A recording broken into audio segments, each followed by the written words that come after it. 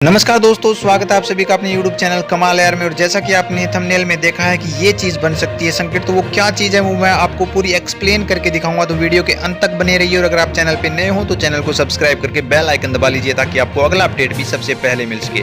तो जैसा कि हम सभी लोग जानते हैं दोस्तों, आज से 1 महीने पहले लगभग एक भूसंकलन हुआ था जिसमें नेपाल में 8 घंटे में 2 जगह भूसंकलन हुआ था और उसमें 24 लोगों ने जान गंवा दी थी और 20 लोग लापता भी हो गए थे।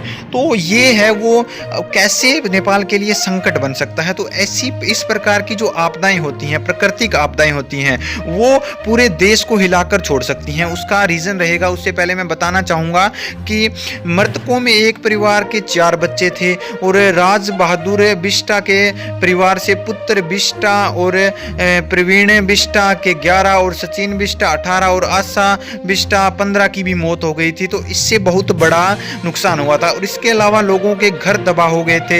इसके अलावा मैं बताना चाहूँगी, लोगों ने जितनी कमाई करी थी, जो लोगों ने अपनी कमाई अपने घर पर लगाई थी या फिर किसी जगह लगाई थी, तो वो सारी की सारी नष्ट हो गई। तो भूस्खलन से ये सब कुछ हो गया। इसके चलते सरकार को उन्हें प्रोटेक्ट करना पड़ा। सरकार ने ये सारी चीज़ें प्रोटेक्ट करी तो सरकार को भी इसमें नुकसान ही हुआ और सरकार को इस प्रकार भी नुकसान हुआ क्योंकि भूस्खलन हुआ तो वहाँ की ज़मीन है वो भी खराब हो गई।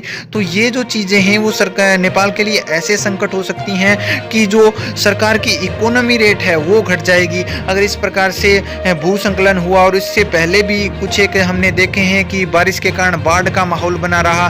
तो ये जो चीज़ें हैं वो सरकार की इकोनॉमी रेट को नीचे डाल देता है क्योंकि जो स्थानीय निवासी होते हैं, जहाँ पे मान लो भूस्खलन हुआ था, वहाँ के स्थानीय निवासी हैं, उनकी इकोनॉमी डाउन हो जाएंगी, उनके लिए कार्य करने के जो साधन हैं वो कम हो जाएंगे या फिर उनके रोजगार में कमी आ जाएगी। अगर रोजगार में एक आम आदमी के कमी आ जाती है तो उसका सीधा सीधा असर पड़ता है हमारी गवर्नमेंट की इकोनॉमी पर, यानी कि इकोनॉमी सिस्टम डाउन हो जाएगा। यानी कि हमारी बचत जब कम हो जाएगी तो हमारा जो कोष है जिसमें हमारी सेव पूंजी होती है वो लगनी ज़्यादा शुरू हो जाएगी। तो वो सेव पूंजी कब तक काम आएगी। तो मैं ये कहना चाहता हूँ कि अगर ऐसा चलता रहा, अगर ऐसे भूस्खलन होते रहे तो बहुत नुकसान की बात है दोस्तों।